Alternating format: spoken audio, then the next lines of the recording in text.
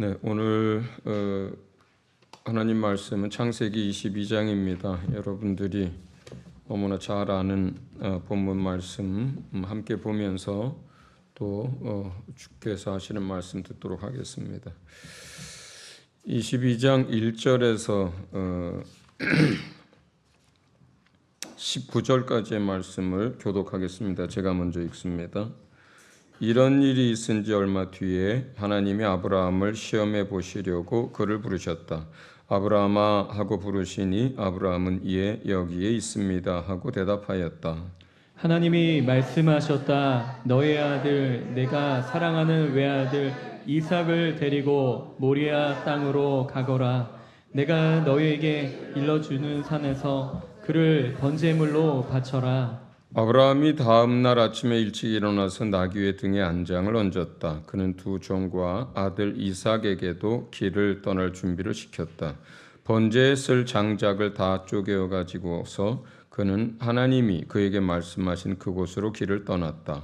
사흘 만에 아브라함은 고개를 들어서 멀리 그곳을 바라볼 수 있었다. 그는 자기 종들에게 말하였다. 내가 이 아이와 저리로 가서 예배를 드리고 너희에게로 함께 돌아올 터이니 그동안 너희는 나귀와 함께 여기에서 기다리고 있거라. 아브라함은 번제에 쓸 장작을 아들 이삭에게 지우고 자신은 불과 칼을 챙긴 다음에 두 사람은 함께 걸었다. 이삭이 그의 아버지 아브라함에게 말하였다. 그가 아버지 하고 부르자 아브라함이 얘야 왜 그러느냐 하고 대답하였다.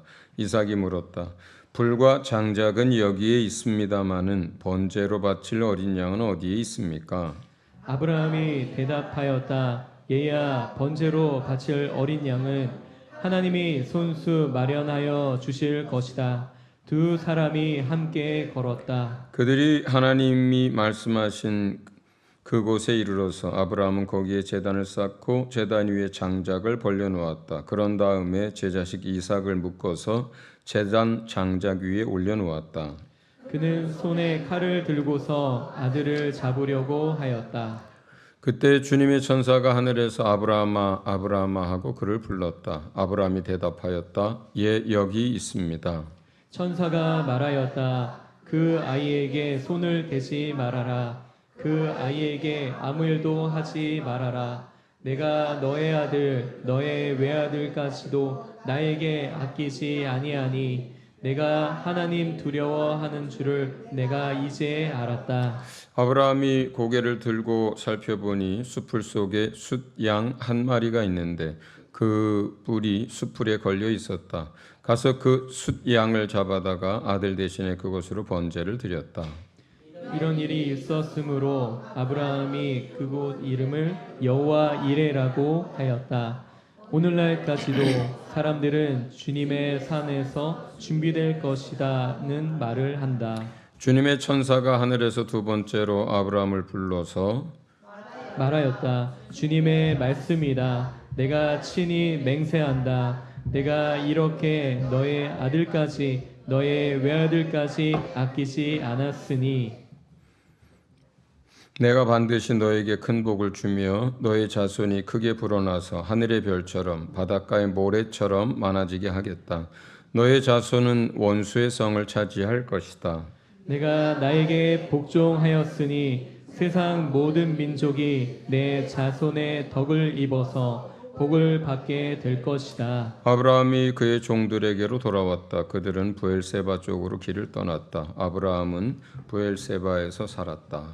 아멘.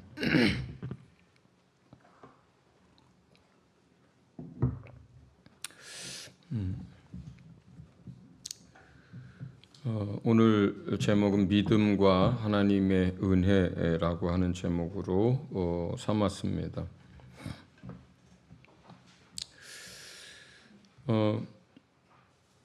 예전에 한때 믿는 사람들이 많이 읽었던 책 중에 하나가 그 와이엄에서 출판한 그 로냉 커닝햄인가요? 그분이 쓴 책으로 기억을 하는데 벼랑 끝에서는 용기라는 책이 있었어요. 많은 사람들이 그 책을 통해서 은혜도 받고 또 도전도 받았던 것을 기억합니다. 저는 아브라함이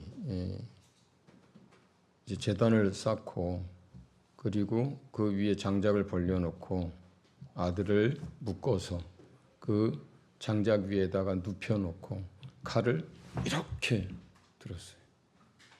칼을 이렇게 들었어요. 이렇게 든 다음에 뭐 이렇게 하거나 뭐 주저함이 없었어요. 정말로 칼을 이렇게 든 다음에 양 잡듯이 이삭을 잡으려고 했어요. 그럴 수 있는 믿음이 우리에게 있기를 바랍니다. 그런데 이렇게 칼을 들어 올릴 수 있는 그리고 주저하지 않고 주의 말씀대로 행하려고 했던 데에는 몇 가지 아브라함이 가지고 있었던 것이 있어요. 첫째는 하나님의 약속을 믿는 믿음이고, 둘째는 하나님을 아는 것이에요. 그리고 그 믿음 안에 그 믿음이 온전케 되어서 행함이 따르는 그러한 믿음을 가졌기 때문입니다. 여러분이 잘 아는 것처럼 약속을 따라 난 이삭을 통해서 그 자손이 하늘의 별처럼 바닷가의 모래알처럼 많은 자손을 얻을 거라고 했습니다. 분명히 그 아들 이삭을 통해서라고 했습니다. 하갈을 통해서는 이스마엘을 통해서가 아니고 누구를 통해서도 아니고, 더더군다나 여러분이 아시는 것처럼 그 이삭은 사라도 아브라함도 생산할 수 있는 능력이 다 지난 다음에 인력으로 할 수 없는 상태에서 하나님이 말씀하신 대로 아들을 얻었고, 또 그 얻은 그 아들을 통해서 많은 자손을 얻을 거라고 했으니까, 설령 주의 말씀대로 지금 내가 칼로 양 잡듯이 아들을 죽인다 하여도 하나님께서 그를 다시 살려서 내게 돌려주실 거라고 하는 그 약속에 대한 믿음이 첫 번째, 가장 중요한 것입니다. 우리가 믿음 할 때 자주 말씀드리지만 뭘 믿는 거냐면 성삼위 하나님의 인격을 믿는 것이기도 하고 존재를 믿는 것이기도 하지만 그분의 말씀을 하나님과 동일하게 믿는 거거든요. 우리가 예수님을 믿는다고 하면서 부활을 믿지 않는다거나, 예수님을 믿는다고 하면서 하나님의 나라에 대한 것을 믿지 않는다거나, 예수님을 믿는다고 하면서 지옥과 사후의 어떤 것들을 믿지 않는다면 그것은 예수님을 믿는 게 아니에요.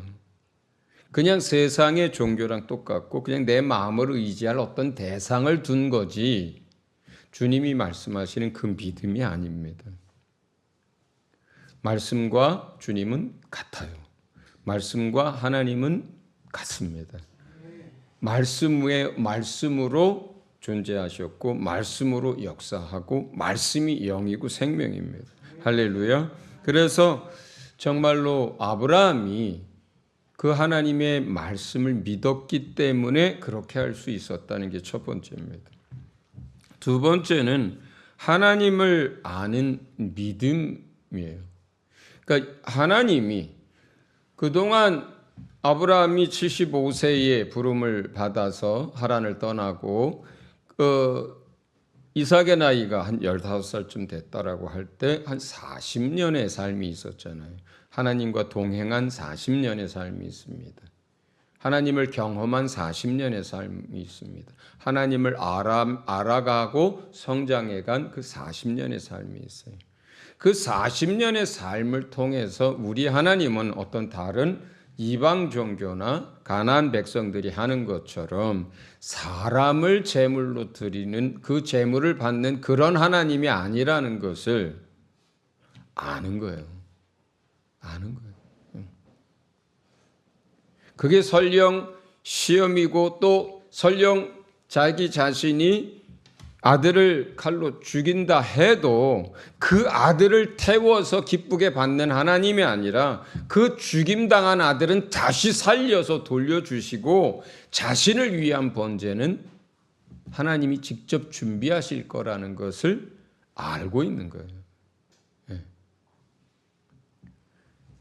그렇기 때문에 하나님 자신을 위해서 또 아브라함을 위해서 양을 준비하셨을 것이다.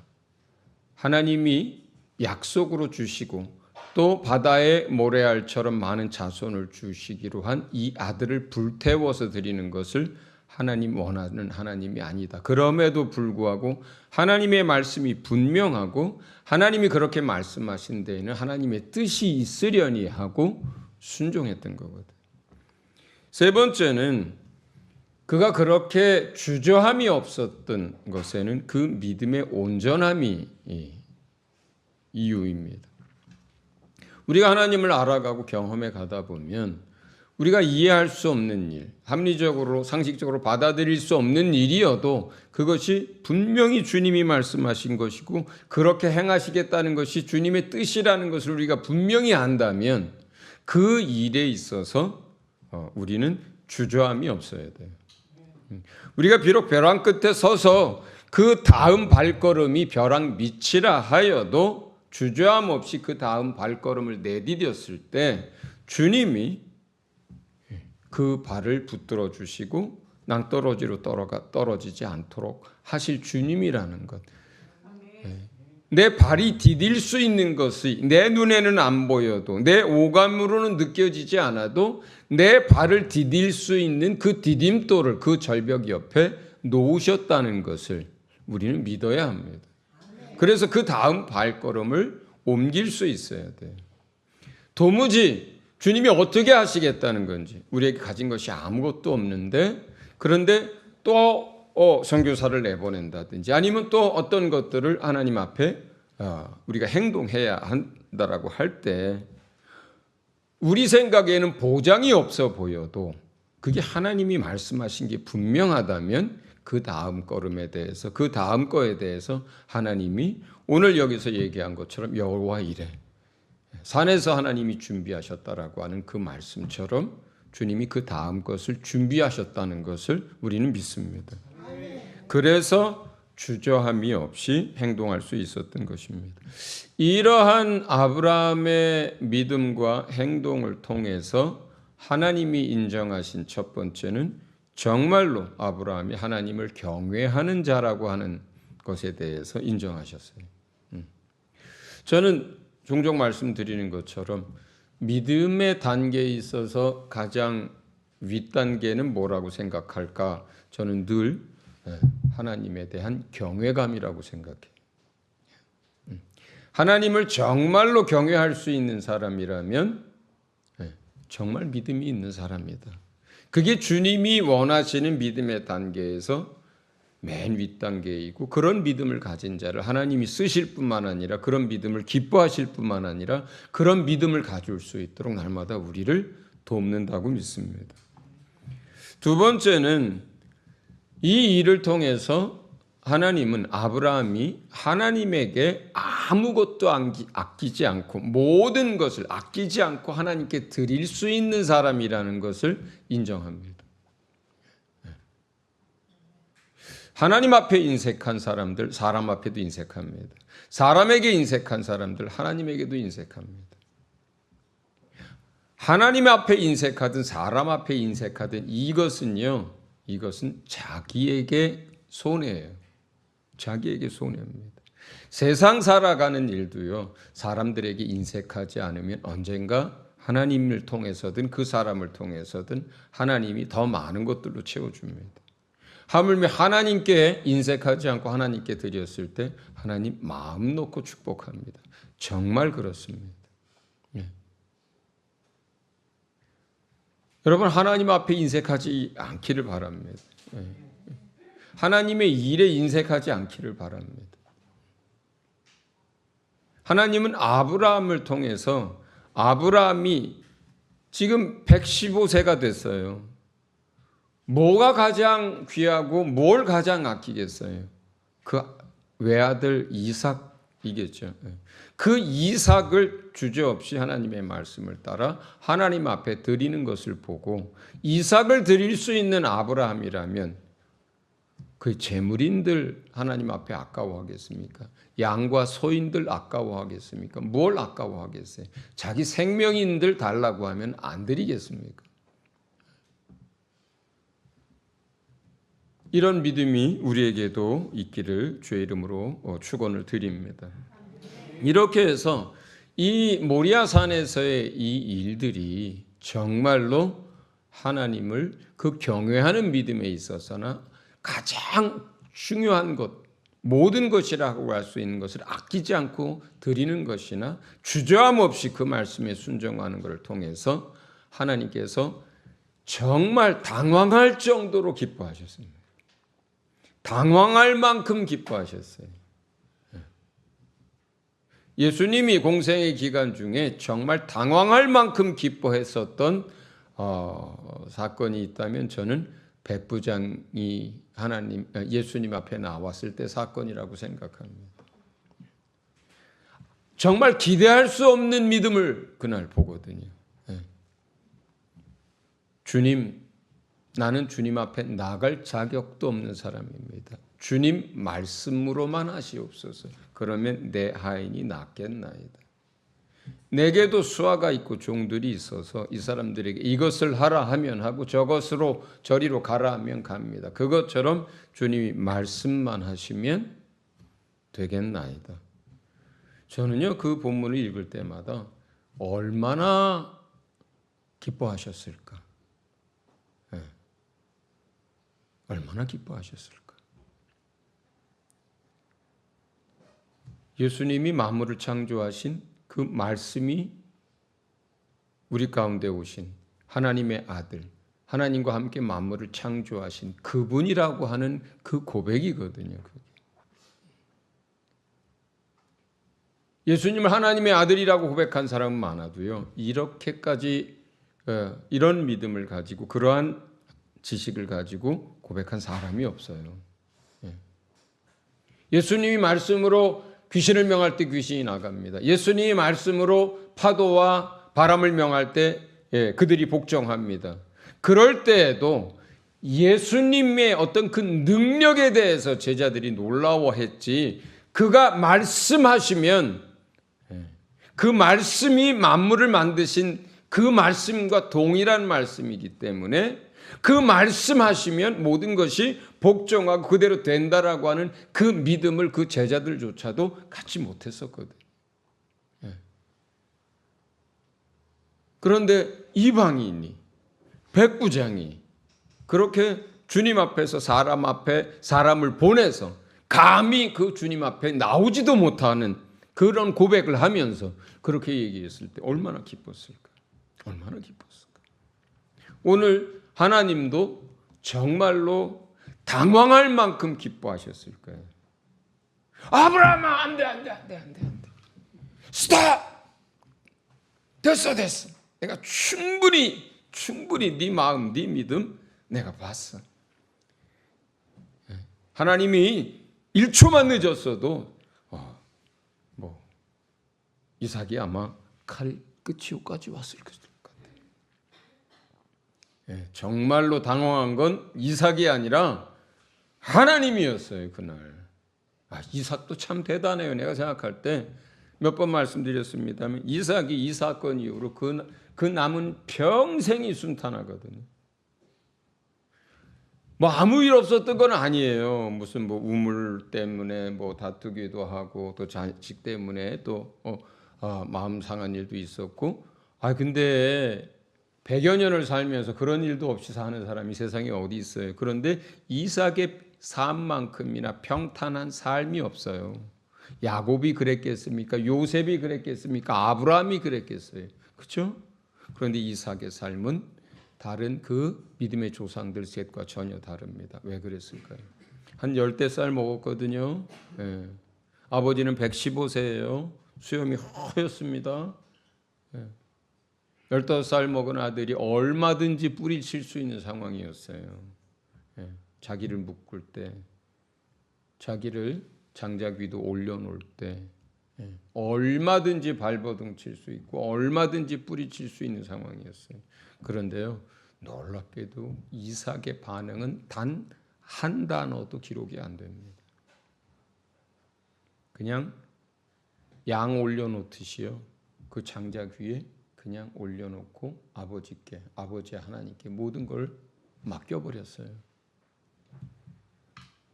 죽은 거예요. 이삭 자신은 이미 그날 이미 죽은 자였기 때문에 남은 삶에 정말로 갈등도 어려움도 없는, 죽은 자가 무슨 갈등이 있겠어요? 죽은 자가 무슨 그런 삶을 삽니다. 그러니까 이삭이 당황한 것보다 누가 당황을 한 거예요? 하나님이 더 당황을 했어요. 번쩍 들었을 때 1초만 늦었어도 그냥 하나님이 다급해져 가지고 당황해 가지고, 그래도 하나님은 그래도 사람인데 인지상정이라고 있는 게 있는데 잠깐이라도 이렇게 한 다음에 뭐 주위를 들여다본다든지 하나님 사인이 올 때가 됐는데 하고 뜸을 들인다든지 그럴 수 있을 거라고 생각을 하지 않으셨을까요?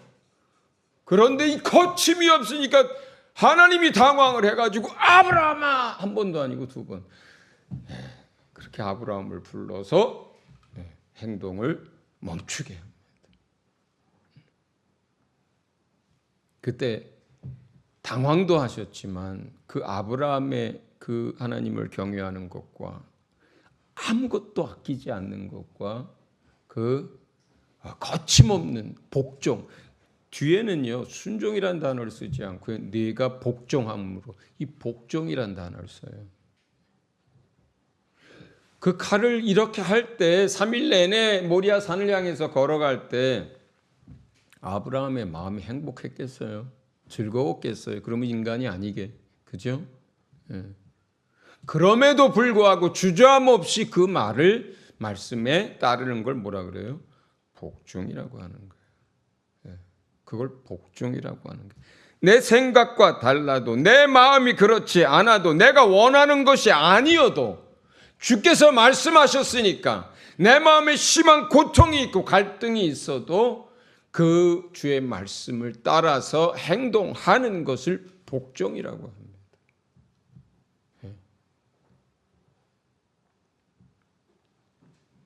그러므로 그 믿음을 통해서 정말로 하나님은 그날 이 아브라함이라면, 그리고 이들의 자손이라면 내가 그 놀라운 하나님의 경륜의 일들을 행할 수 있겠다라고 믿으셨을 것 같습니다. 할렐루야. 그런 믿음이 우리에게도 있었으면 좋겠습니다. 창세기 23장 좀 길지만 본문이 하나가 더 있는 것 같습니다만 같이 좀 읽어보겠습니다. 바로 뒤이어서 이제 23장 1절에서 끝절까지인데요. 제가 먼저 읽습니다. 사라는 100년하고도 27해를 더 살았다. 이것이 그가 누린 횟수이다. 그는 가나안 땅 기럇 아르바 곧 헤브론에서 눈을 감았다. 아브라함이 가서 사라를 생각하면서 복을 하며 울었다. 아브라함은 죽은 아내 옆에서 물러나와서 햇사람에게로 가서 말하였다. 나는 여러분 가운데서 나그네로 떠돌이로 살고 있습니다. 죽은 나의 아내를 묻으려고 하는데 무덤으로 쓸 땅을 여러분들에게서 좀 살 수 있게 해주시기를 바랍니다. 헷족속 사람들이 아브라함에게 대답하였다. 어른께서는 우리가 하는 말을 들어보시기 바랍니다. 어른은 하나님이 우리 가운데 세우신 지도자이십니다. 우리의 묘지에서 가장 좋은 곳을 골라서 고인을 모시기 바랍니다. 어른께서 고인의 묘지로 쓰시겠다고 하면 우리 가운데서 그것이 자기의 묘자리라고 해서 거절할 사람은 없습니다. 아브라함이 일어나서 그 땅 사람들 곧 헷사람들에게 큰 절을 하고 그들에게 말하였다. 여러분이 내가 나의 아내를 이곳에다 묻을 수 있게 해주시려면 나의 청을 들어주시고 나를 대신해서 소알의 아들 에브론에게 말을 전해 주시기 바랍니다. 그가 자기의 반머리에 가지고 있는 막벨라 굴을 나에게 팔도록 주선하여 주시기 바랍니다. 값은 넉넉하게 쳐서 드릴 터이니 내가 그 굴을 사서 여러분 앞에서 그것을 우리 묘지로 삼도록 해주시기 바랍니다. 햇사람 에브론이 마침 햇사람들 틈에 앉아 있다가 이 말을 듣고 성문 위에 마을 회관에 앉아 있는 모든 햇사람들이 듣는 데서 아브라함에게 대답하였다. 그러실 필요가 없습니다. 제가 드리는 말씀을 들어보시기 바랍니다. 제가 그 밭을 드리겠습니다. 거기에 있는 굴도 드리겠습니다. 나의 백성이 보는 앞에서 제가 그것을 드리겠습니다. 거기에다가 돌아가신 부인을 안장하시기 바랍니다. 아브라함이 다시 한번 그 땅 사람들에게 큰 절을 하고 그들이 듣는 데서 에브론에게 말하였다. 좋게 여기신다면 나의 말을 들으시기 바랍니다. 그 밭값을 드리겠습니다. 저에게서 그 값을 받으셔야만 내가 나의 아내를 거기에 묻을 수 있습니다. 에브론이 아브라함에게 대답하였다. 저의 말을 들어보시기 바랍니다. 그 땅값을 친다면 은 400세겔은 됩니다. 그러나 어른과 저 사이에 무슨 거래를 하겠습니까? 거기에다가 그냥 돌아가신 부인을 안장하시기 바랍니다.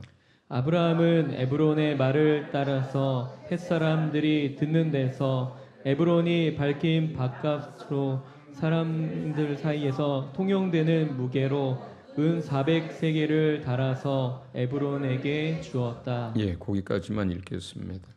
저는 이 본문에서 정말로 아름다운 하나님의 사람 한 사람을 보게 됩니다.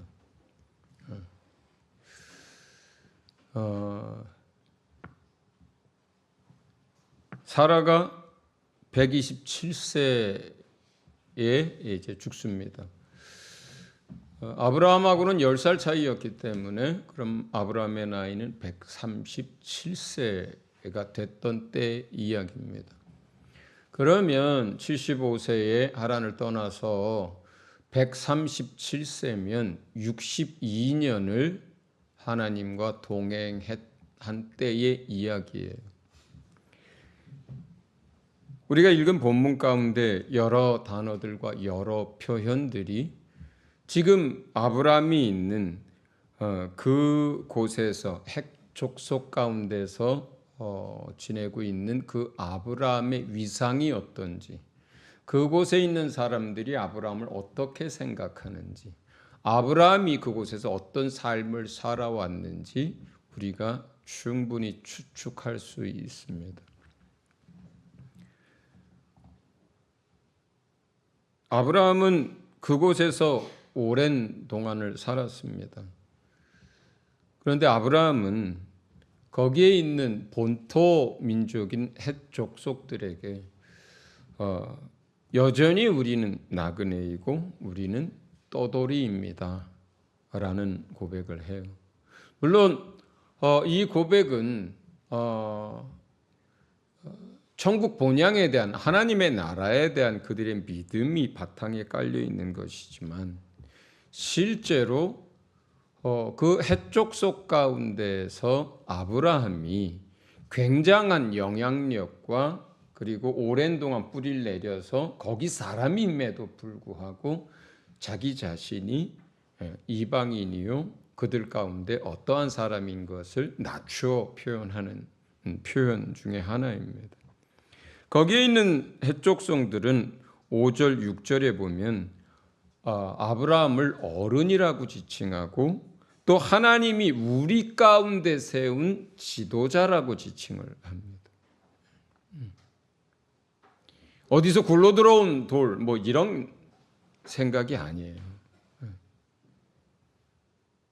그 어른 그리고 우리 중에 지도자, 더더군다나 하나님이 세우신, 이렇게 인정받고 이렇게 고백을 하고 그 다음에 보면 어떻게 합니까?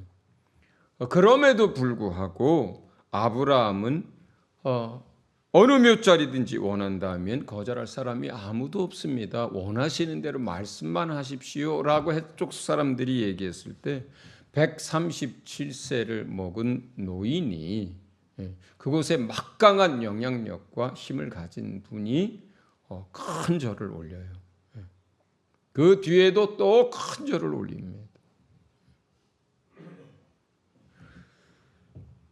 뿐만 아니라 사실 오래전에 그 조카의 사건 때도 보면 집에서 훈련시키고 싸움에 나갈 수 있는, 전쟁을 할 수 있는 사람만, 남자만 320명인가 그랬어요. 그리고 그 이후로도 계속해서 아브라함은 하나님의 복을 받으면서 양떼, 소떼, 종과 식구들, 가솔들이 계속 늘어납니다. 그 시대에 그런 정도의, 다들 부족 국가들이에요. 나라 해도 다 도시국가, 도시도 아니죠. 이제 성을 짓고 사는 그런 단위의 국가들이 정도의 때이거든요. 그러니까 그런 곳에서 사실 어른 지도자, 이렇게 칭함을 받을 만, 그리고 존경받을 만한, 원하기만 하면 자기 무덤으로 준비한 무덤이든 밭이든 드릴 수 있는 그러한 상황임에도 불구하고 그들에게 말하는 것도 또 생각도 정말 아름답고 겸손합니다. 좋게 여기신다면, 괜찮다면, 당신들이 허락한다면, 그리고 그들에게 큰 절을 하고 거저주겠다고 하지만 그러한 것들을 거저 취하지 않고 밥값을 후하게 쳐줍니다. 그러니까 이러한 모습들이 되기까지 60년의 시간이 흐른 거예요. 그런데 이제 그 지나간 삶을 한번 돌아보자고요.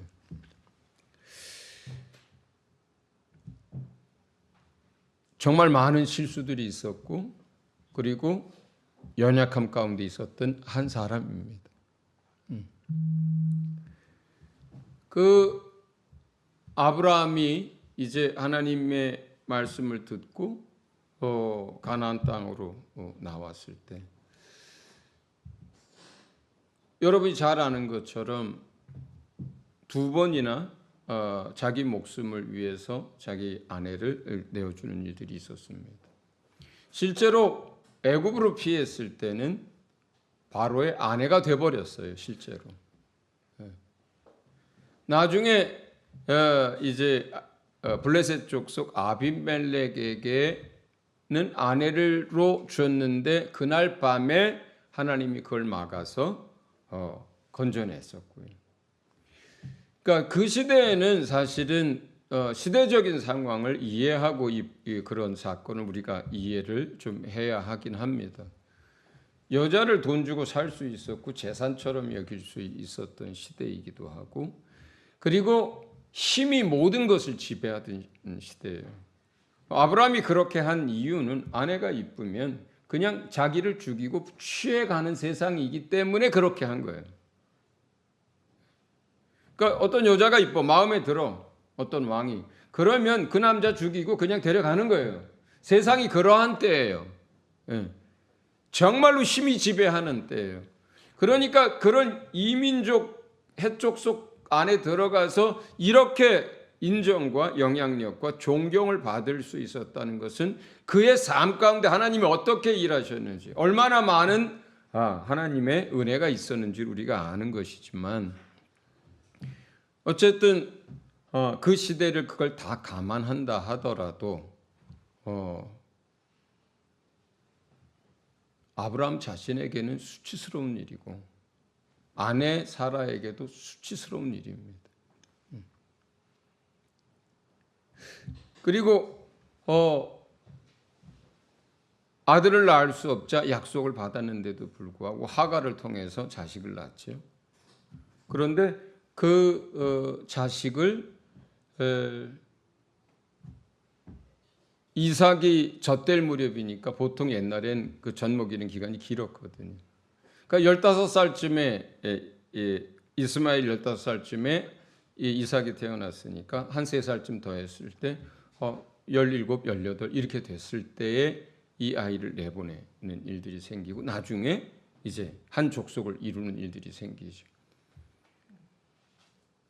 그리고 그 아브라함 조카가 잡혀갔을 때에 400명을 거느리고 가서 전쟁을 치르는데 그 상대가 연합군이거든요. 근데 상식적으로는요, 그렇게 하면 안 되는 거예요. 아무리 밤을 타서 기습을 한다고 해도 인명피해가 안 날 수 없고 정말로 어찌어찌해서 많은 사람이 죽고 겨우 구해내오면 다행인 정도 상황이에요. 자, 그런데 한번 보자고요. 여기서는 제가 하고 싶은 얘기가 아브라함에게도 허물이 많았습니다 하는 얘기를 하려고 하는 게 아니에요. 하나님을 우리가 처음 만났을 때 우리도 많은 허물과 연약함과 옛사람의 성정들을 가지고 있습니다. 자, 그런데 보세요.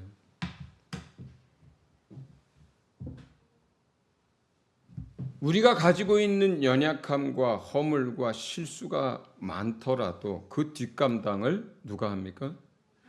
하나님이에요. 하나님이에요. 400명 데리고 세 부족국과 연합군을 치러 가는데 그건 합리적이지도 않고 그렇게 하면 정말 큰 생명에 많은 손실을 입을 수 있는 상황이에요. 어떻게 될지 모르는 상황이에요. 그런데 거기에서 거의 인명 손실 없이 그들을 다 물리치고 거기에 있는 조카뿐만 아니라 포로들과 양들과 모든 걸 다 찾아가지고 옵니다. 그러니까 세 부족 국가의 군인들이 다 많은 군인들이 죽고 다 도망가고 뿔뿔이 흩어진 상태에 남은 거 데리고 온 거예요. 겨우 해가지고 뭐 포로 어떻게 해가지고 조카 데리고 빼내온 상황이 아니에요. 이거 누가 한 거예요? 누가 한 겁니까 이거? 멜기세덱이 얘기하잖아요. 너로 하여금 승리하게 하신 하나님. 일반적인 전력과 일반적인 전쟁 상황이라면 이렇게 되는 게 아니에요. 우리가 어떤 것들을 판단착오를 하고요. 그리고 어떤 것들을 실수하고요. 어떤 걸 잘못을 했어도요. 우리가 하나님을 믿는 사람이라면, 우리가 하나님을 의지한다면, 하나님이 우리와 함께 하시고 하나님을 우리가 따른다면 우리가 어떤 착오와 어떤 실수를 했다 하더라도 그 뒷감당은 하나님이 해주셨던 거예요. 하갈을 통해서 이스마엘을 낳았습니다. 여러분, 이스마엘도 자식이에요. 사라가 그 이스마엘과 하갈을 내쫓으라고 할 때 성경에 기록되잖아요. 아브라함이 이도 내 자식이기 때문에 힘들어하고 그것으로 고민하고 어찌할 바를 모릅니다. 근데 하나님이 나타나셔서 아내의 말을 듣고 내보내라고 합니다. 그런데요, 난 성경을 보면서 참 아브라함도 그렇다고 하더라도 하다못해 종이라도 좀 딸려 보내고 낙이 몇 마리라도 그 많은 재산들이 있는데 낙이 몇 마리에 낙타 몇 마리 해가지고 한동안 먹고 살 수 있는 금은 보하며 양식이며 물이며 좀 잔뜩 지워서 내보내면 얼마나 좋아요. 나 같으면 그랬을 것 같아. 그런데 어떻게 내보내요? 그 아들이 혼자 어깨에 질 수 있는 만큼의 물과 양식만 보냅니다. 세상에 이렇게 매정해. 보냅니다. 주님 말씀하신 대로. 그런데 그 이스마엘이 물이 다 떨어지고 식량이 다 떨어져서 기진맥진해서 쓰러져 있고 하갈은 화살 한번 쏠 거리까지 가서 이제 우리 죽게 생겼다고 하나님 앞에 통곡할 때 하나님이 얘기합니다. 이제 하나님이 책임져 주겠다고. 그리고 한 민족을 이루겠다고. 그 다음에 거기에 성경에 이렇게 기록되어 있습니다. 이스마엘 평생에 누가 함께했다 그래요? 하나님이 함께했다고 성경에 기록되어 있어요.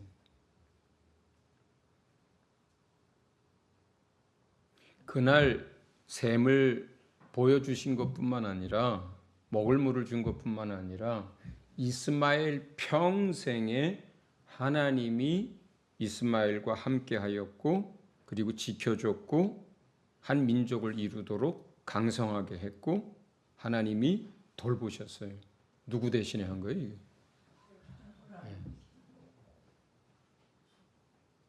아브라함이 하가를 취하면 안 되는데 취한 거거든요. 사례 말을 들으면 안 되는 건데 취한 거예요. 그렇게 해서 그 뒤에 어떻게 보면 친척인데 그렇잖아요. 그들로 인해서 두고두고 많은 어려움을 겪는 일이 생기잖아요. 아랍 족속의 조상이 이스마엘이라고 본인들이 그렇게 얘기하거든요. 실수는 아브라함이 했고 사라가 했지만 그도 아브라함의 자식이잖아요. 그 아브라함의 혈육인 그 이스마엘과 하가를 평생에 그 뒷감당과 책임과 그 모든 것들을 누가 합니까? 하나님이 한다니까요. 우리 육신의 것에 끌려서 또는 우리가 어떤 것들이 믿음이 안 돼서 또 어떤 상황에 끌려서 우리가 어떤 실수를 할 수도 있고 어떤 잘못된 어떤 것들을 해서 어떤 그 결과물이 나올 수 있어요. 그 결과물 때문에 우리가 평생에 짐이 될 수도 있고 그것 때문에 우리가 발목이 잡힐 수도 있습니다. 그럼에도 불구하고 하나님은 하나님의 종들, 하나님의 사람들의 그 삶 가운데 우리가 연약해서 우리가 실수해서 우리가 어떤 일을 해서 그 결과로 인해서 우리 평생에 어떤 것을 지어야만 하는 상황이 된다 하더라도 그것을 하나님이 외면하지 않아요. 그 뒷감당을 어떻게 합니까? 하나님이 함께 져줘요.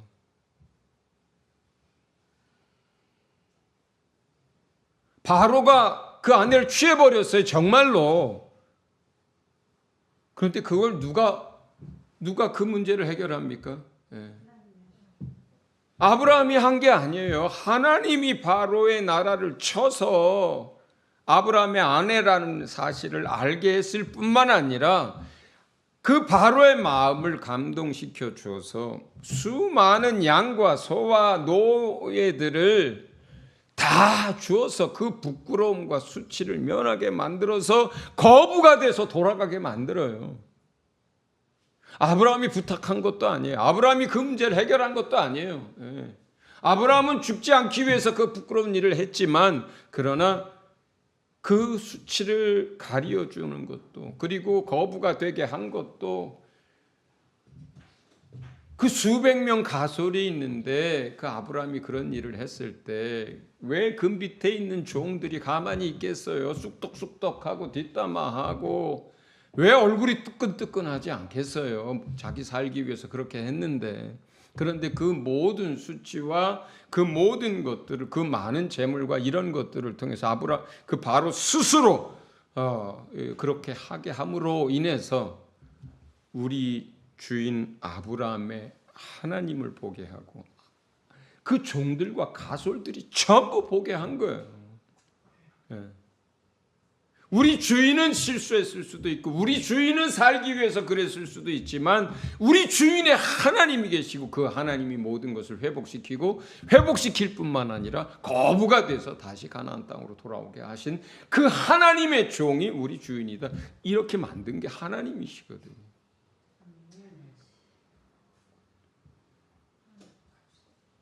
아비멜렉에게도 마찬가지.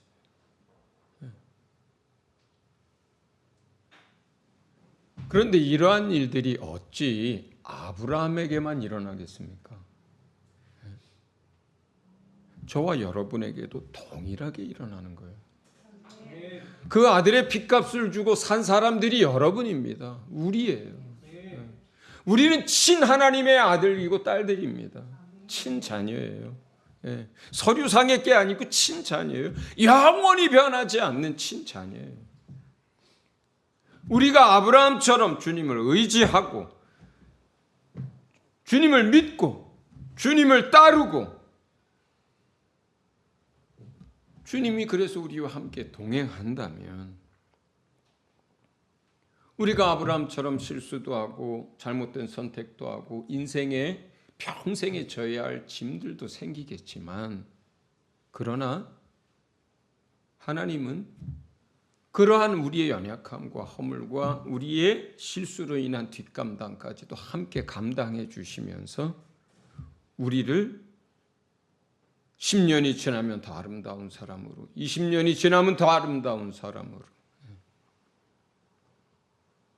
40년이 지났을 때 하나님을 경외하고 하나님이 기뻐하는 사람으로 60년이 지났을 때 하나님뿐만 아니라 그 가솔들뿐만 아니라 그곳에 사는 이방 족속들까지도 그를 존경하고 아름답고 또 막대한 영향력이 있지만 그 사람들 앞에서 말 한마디를 해도 겸손하게 하고 또 정말로 무릎을 꿇어서 감사의 절을 하고 그리고 어떤 것도 거저 취하거나 하지 아니하고 후히 그러한 것들을 대가를 지불하면서 사는 아름다운 사람으로 아브라함뿐만 아니라 저와 여러분도 그렇게 만들어 가실 거라고 믿습니다. 저도 어제 이 말씀을 기억하면서 생각해 보니까 햇수로 올해가 40년이에요. 하나님을 경외함으로 하나님이 나를 기뻐하고 거침없이 하나님 벼랑 끝에 설 수 있는 믿음이 있어서 하나님을 더 기쁘게 해드리는 믿음을 가져야 하는데 아직도 내 꼬라지를 보니까 마음에 안 드는 구석이 내 자신에게도 하도 많아서 하나님 앞에 죄송하기 짝이 없지만 그래서 제가 어제 그렇게 생각했습니다.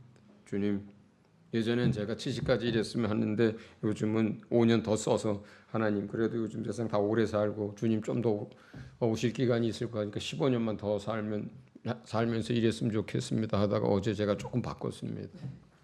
5년 더. 그래서 왜 그러냐? 20년쯤 후에 그러면 제가 예수님 믿고 따른 세월이 아브라함과 얼추 비슷해지거든요.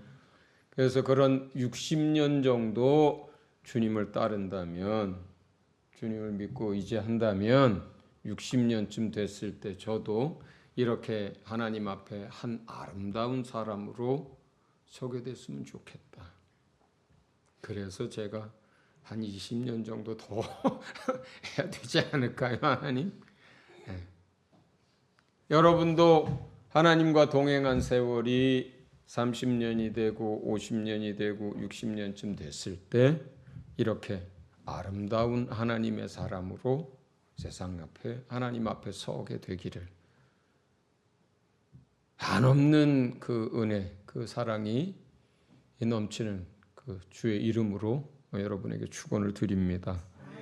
네, 우리가 주신 말씀 가지고 짧게 한번 기도하겠습니다. 기도합니다.